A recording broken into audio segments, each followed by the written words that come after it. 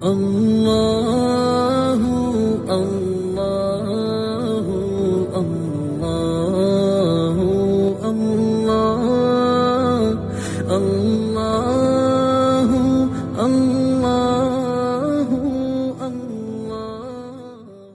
آج کا سبق سورۃ الصف سے ہے۔ یہ مدنی صورت ہے اور اس میں 14 آیات اور 2 رکوع ہیں۔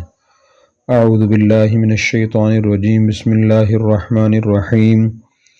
سبح للہ ما فی السماوات وما فی الارض وہو العزیز الحکیم۔ سبح پاکی بیان کرتی ہے، للہ اللہ کی، ما جو چیزیں فی السماوات آسمانوں میں ہیں، وما فی الارض جو کچھ زمین میں ہیں، وہو العزیز الحکیم اور وہ زبردست حکمت والا ہے۔ یا ایھا الذین آمنوا اے ایمان والو، لما کیوں، تقولون تم کہتے ہو، ما جو، لا تفعلون تم نہیں کرتے، کبر مقتن بڑی ناراضگی کی چیز ہے، عند اللہ اللہ کے ہاں، ان تقولوا کہ تم کہو، ما لا تفعلون جو تم نہ کرو، ان اللہ یحب بے شک اللہ پسند کرتا ہے، الذین ان لوگوں کو، یقاتلون جو لڑتے ہیں، فی سبیلی اس کے راستے میں، صفاً صف بنا کر، کانہم گویا کہ وہ بنیان دیوار ہیں یا عمارت ہیں، مرصوص سیسہ پلائی ہوئی، بے شک اللہ ان لوگوں کو پسند فرماتے ہیں جو اس کے راستے میں صف بنا کر لڑتے ہیں، گویا کہ وہ سیسہ پلائی ہوئی دیوار ہیں یا عمارت ہیں۔ وَإِذْ قَالَ مُوسیٰ اور جب فرمایا موسیٰ نے، لِقَوْمِهِ اپنی قوم سے، یا قوم یہ میری قوم، لِمَ تُؤْذُونَنِی تم مجھے کیوں تکلیف دیتے ہو، وَقَدْ تَعْلَمُونَ جبکہ تم جانتے بھی ہو، انی رسول اللہ علیکم بے شک میں تمہارے پاس اللہ کا رسول بن کر آیا ہوں، فلما زاغوا پھر جب وہ ٹیڑے ہوئے، ازاغ اللہ قلوبہم اللہ نے ان کے دل ٹیڑے کر دیے، واللہ لا یہدی القوم الفاسقین اور اللہ تعالیٰ نافرمان قوم کو راستہ نہیں دکھاتے۔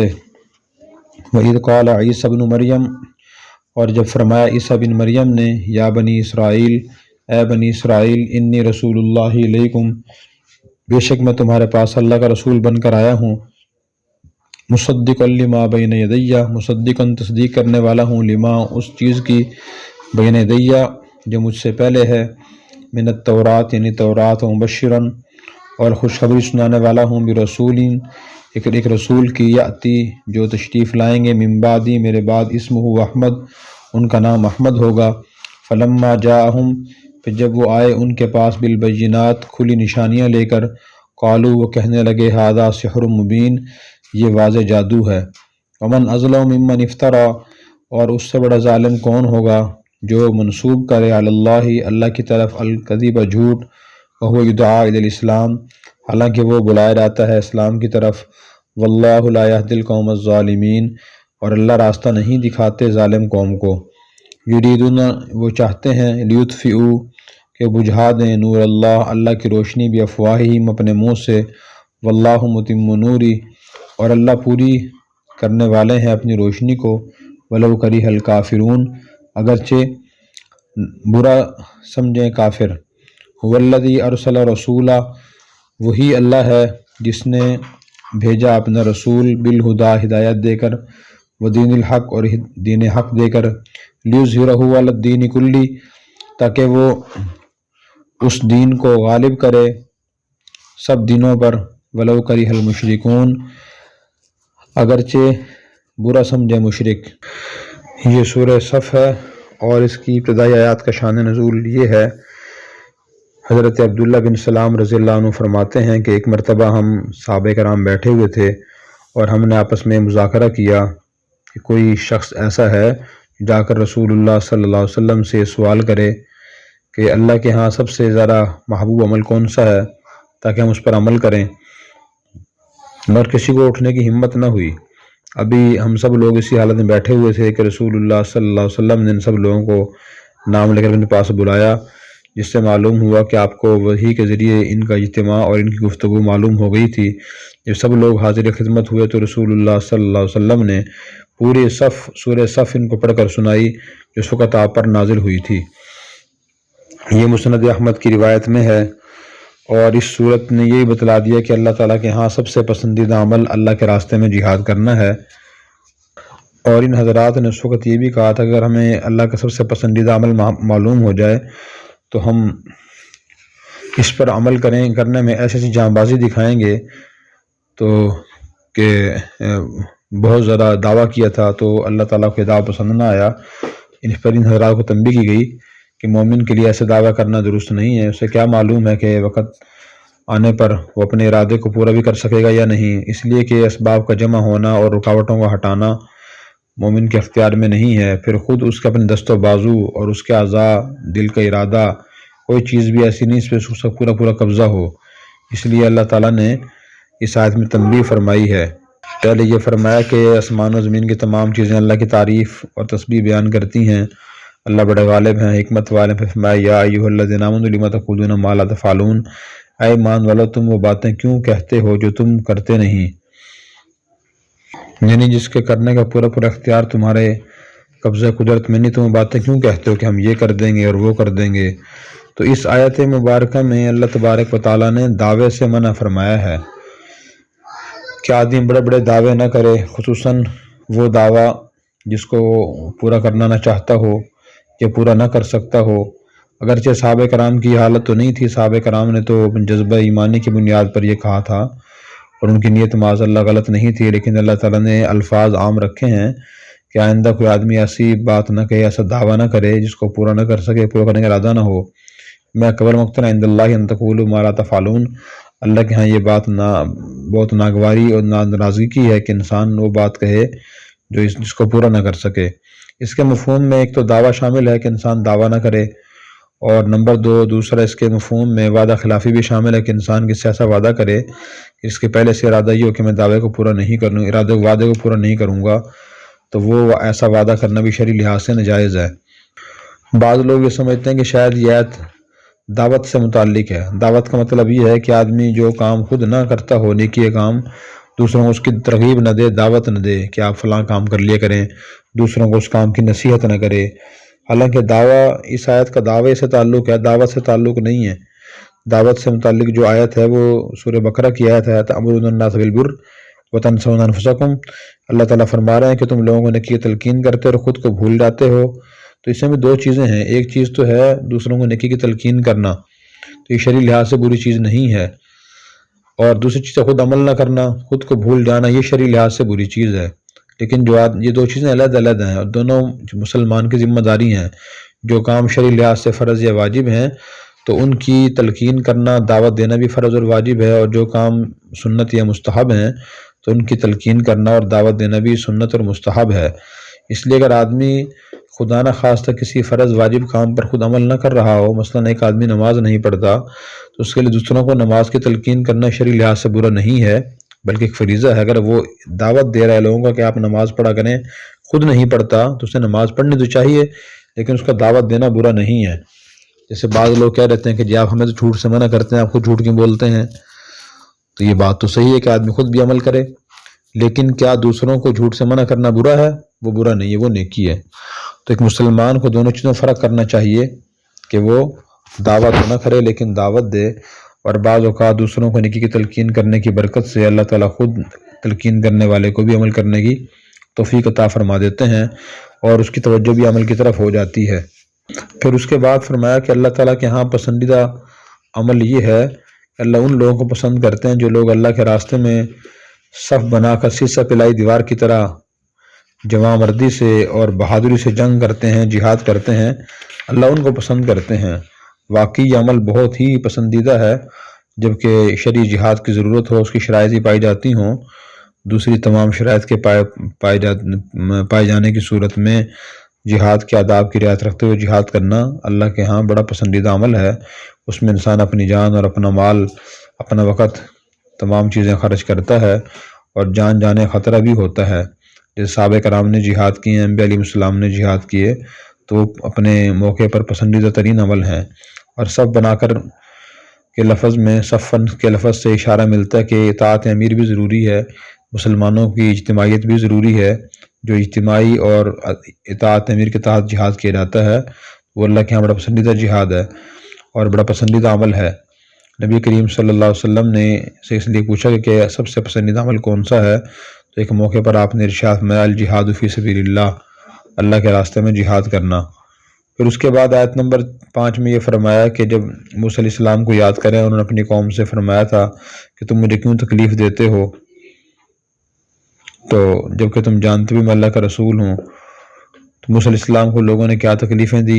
سورہ بقرہ میں پہلے اس پارے میں ان کا ذکر ہے کہ بنی اسرائیل ان کو بہت زیادہ پریشان کیا۔ پہلے تو موسیٰ علیہ السلام سے یہ کہا کہ آپ اللہ کی کتاب لے کر آئے تاکہ عمل کریں۔ موسیٰ علیہ السلام تورات لے کر آئے اور 40 دن تک اللہ کی عبادت کی کوہ طور، پھر جا کر کتاب ملی۔ پھر اس کے بعد وہ کہنے لگے معلوم نہیں اللہ کی کتاب ہے بھی یا نہیں، اللہ سے پوچھوائیں۔ موسیٰ علیہ السلام کوہ طور پہ بنی اسرائیل کے 70 سمجھدار لوگوں کو لے گئے، تو اللہ تعالیٰ کی طرف سے آواز آئی کہ یہ کتاب واقعی میری ہے، میں نے موسیٰ کو دی ہے۔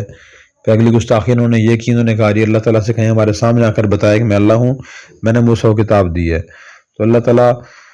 نبی پاک صلی اللہ علیہ وسلم کو یاد دلا رہے ہیں کہ آپ کو جو تکلیفیں پہنچ رہی ہیں لوگوں کی طرف سے یہ کم ہیں۔ آپ کے ساتھ لوگ جہاد کرنے چلے جاتے ہیں، لیکن موسیٰ علیہ السلام کے ساتھ لوگ جہاد کرنے جاتے نہیں تھے، بلکہ بعض یہ کہہ دیا کرتے تھے کہ اذهب انت وربك فقاتلا انا هاهنا قاعدون، کہ جائیے جا کر آپ اور آپ کا رب قتال کریں، ہم تو یہاں بیٹھے ہوئے ہیں۔ تو مسلمانوں کو بھی تنبیہ کی جا رہی ہے، جیسا کہ اللہ تعالیٰ نے فرمایا تم کیوں کہتے ہو باتیں جو تم کر نہیں سکتے۔ غزوہ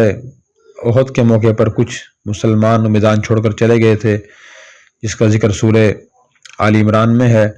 اور اسی طرح جہاد کا حکم نازل ہونے سے پہلے جب تک جہاد فرض نہیں ہوا تھا، مسلمان کہتے رہے جہاد فرض کیوں نہیں ہوتا، منافقین بھی کہتے تھے، لیکن جب وہ جہاد کا حکم آیا اور فرض ہوا تو پھر سورہ نساء میں اللہ تعالیٰ نے فرمایا کہ بعض لوگوں نے ناگواری کا اظہار کیا۔ قرآن کریم میں الم تر الی الذین قیل لهم کفوا ایدیکم واقیموا الصلاۃ وآتوا الزکاۃ، کہ آپ نے ان لوگوں کی طرف نہیں دیکھا جن سے کہا گیا تھا کہ تم اپنے ہاتھ روکو اور نماز قائم کرو اور زکوٰۃ ادا کرو۔ فلما کتب علیہم القتال تولوا، جب ان پہ قتال فرض کیا گیا تو پھر انہوں نے منہ پھیر لیا۔ تو اللہ تعالیٰ نے ان کو یہ باتیں بھی یاد دلائی، اور نبی کریم صلی اللہ علیہ وسلم کو موسیٰ علیہ السلام کے حالات یاد دلا رہے ہیں کہ انہوں نے صبر کیا، آپ بھی صبر کریں۔ ایک مرتبہ آپ صلی اللہ علیہ وسلم نے مال غنیمت تقسیم فرمایا، تو ایک شخص نے کہا کہ اس تقسیم میں انصاف نہیں ہوا، تو آپ صلی اللہ علیہ وسلم کو بڑی ناگواری ہوئی، اور آپ نے فرمایا کہ اللہ موسیٰ علیہ السلام پر رحم فرمائے، ان کو مجھ سے زیادہ تکلیف دی گئی لیکن انہوں نے صبر کیا۔ فلما زاغوا، پھر جب بنی اسرائیل کے لوگوں کے دل ٹیڑھے ہوئے نافرمانی کی انہوں نے، تو اللہ فرماتے ہیں ہم نے ان کے دل اور ٹیڑھے کر دیے، اور ٹیڑھے کرنے سے مراد یہ ہے کہ نافرمانی کا مادہ اس میں اور ذرا بھر دیا۔ پھر فرمایا کہ اللہ نافرمان قوموں کو ہدایت نہیں دیتے۔ پھر اس کے بعد آیت نمبر 6 میں عیسیٰ علیہ السلام کا ذکر فرمایا کہ عیسیٰ علیہ السلام بھی آئے تھے بنی اسرائیل کی طرف نبی بن کر، انہوں نے فرمایا تھا میں اللہ کا رسول ہوں، مجھ سے پہلے جو کتاب تورات ہے اس کی تصدیق کرنے والا ہوں، اور بشارت سنا رہا ہوں کہ میرے بعد ایک رسول ہے، ان کا نام احمد ہوگا۔ یہ احمد نبی کریم صلی اللہ علیہ وسلم کا نام ہے، محمد بھی آپ کا نام ہے، احمد بھی، ماہی بھی، حاشر بھی۔ تو پھر اس کے بعد فرمایا کہ فلما جاءہم بالبینات، نبی کریم صلی اللہ علیہ وسلم لوگوں کے پاس واضح دلائل اور معجزات لے کر آئے، تو لوگوں نے کہا کہ ھذا سحر مبین، ہے تو واضح جادو ہے۔ بعض نے فرمایا کہ یہ عیسیٰ علیہ السلام کے بارے میں کہ عیسیٰ علیہ السلام جب معجزات لے کر آئے تو لوگوں نے ان کو نہ مانا، تو آپ صلی اللہ علیہ وسلم کو اللہ تعالیٰ اس لیے سنا رہے ہیں کہ آپ کو اگر منافقین کی طرف سے کوئی تکلیف پہنچے تو آپ اسے برداشت فرمائیں، اس لیے کہ پہلے انبیاء علیہ السلام کو تکالیف پہنچتی رہی ہیں۔ تو عیسیٰ علیہ السلام نے حضرت موسیٰ علیہ السلام کی تصدیق بھی فرمائی، اور اپنے بعد آنے والے پیغمبر حضرت محمد مصطفیٰ صلی اللہ علیہ وسلم کی بشارت بھی سنائی، اور یہ بشارتیں انجیل میں موجود ہیں، اگرچہ انجیل اور تورات میں بڑی تحریفیں ہو چکی ہیں، لیکن مولانا رحمۃ اللہ صاحب نے اظہار الحق میں خود تورات کے موجودہ نسخوں سے کئی بشارتیں نقل فرمائی ہیں۔ یہ اصل میں تو اظہار الحق عربی میں کتاب تھی، حضرت مولانا مفتی محمد تقی عثمان دامت برکاتہم جو ہمارے استاد محترم ہیں،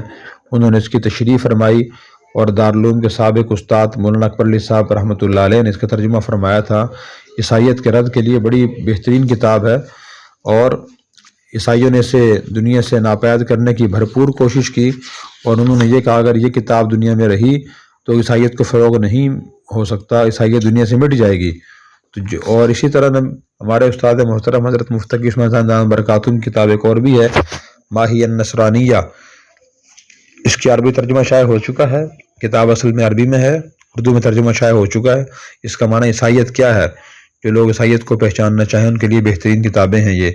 پھر اس کے بعد اللہ تعالیٰ نے فرمایا کہ اس سے بڑا ظالم کون ہوگا جس کے جو اللہ کے جھوٹ منسوب کرے، یعنی کوئی نبی جھوٹ منسوب نہیں کر سکتے، اور جو کافر جھٹلا رہا ہے اللہ تعالیٰ کو، اس سے بڑا ظالم کون ہوگا، جبکہ اسے اسلام کی طرح بلایا بھی جاتا ہے۔ پھر فرمایا کہ اللہ ظالم لوگوں کو ہدایت نہیں دیتے، اپنا راستہ نہیں دکھاتے۔ پھر فرمایا کہ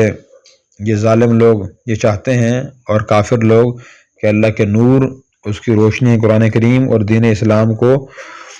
بجھا دیں، جسے چراغ بجھایا جاتا ہے۔ یہ لوگ چاہتے ہیں کہ اس کو دین اسلام کو اپنے منہ سے سازشیں کر کے، اس پر اعتراض کر کے، اس کو شبہات کے ظاہر کر کے اس کو بجھا دیں، لیکن اللہ تعالیٰ اپنے نور کو یعنی دین اسلام کو مکمل فرمائیں گے اور یہ نہیں بجھے گا۔ پھر اس کے بعد فرمایا کہ اللہ وہ ذات ہے جس نے اپنے رسول کو ہدایت اور دین حق دے کر بھیجا ہے تاکہ اس دین کو تمام دینوں پر غالب کر دیں۔ تو غلبہ اس کا دلیل کے لحاظ سے بھی ہے اور عمل کے لحاظ سے بھی اور سیاسی لحاظ سے بھی۔ تو ہمیں چاہیے کہ اپنے عمل سے اس کو غالب کرنے کی کوشش کریں اور سیاسی لحاظ سے غالب کرنے کی کوشش کریں، اور دلیل کے لحاظ سے دین اسلام ہر وقت غالب ہے، اور پہلے سے غالب تھا، اب بھی غالب ہے۔ دلائل کی دنیا میں عیسائیت، یہودیت، ہندو مذہب، بدھ مذہب اور جتنے بھی باطل مذاہب ہیں وہ سب دلیل کے لحاظ سے اسلام کے حوالے میں کمزور ہیں، اور اسلام سب سے مضبوط مذہب ہے۔ پھر فرمایا کہ اللہ تعالیٰ اس کو غالب کر کے رہیں گے، اور اگرچہ مشرک اس کو ناپسند سمجھیں تو ہم بھی کوشش کریں کہ اللہ نے اپنے نبی کو جو ہدایت اور دین حق دے کر بھیجا ہے تو اس ہدایت کو بھی حاصل کریں اور دین حق کو بھی سمجھ کر اپنانے کی کوشش کریں۔ اللہ تبارک و تعالی ہمیں عمل کرنے کی توفیق عطا فرمائے۔ اور اگر آپ نے ابھی تک ہمارا چینل سبسکرائب نہیں کیا تو فوراً سبسکرائب کیجئے، ساتھ ہی بیل آئیکن پر کلک کریں تاکہ مزید آنے والی ویڈیو ہے وہ آپ کو وقت پر ملتی رہیں۔ اللہ حافظ۔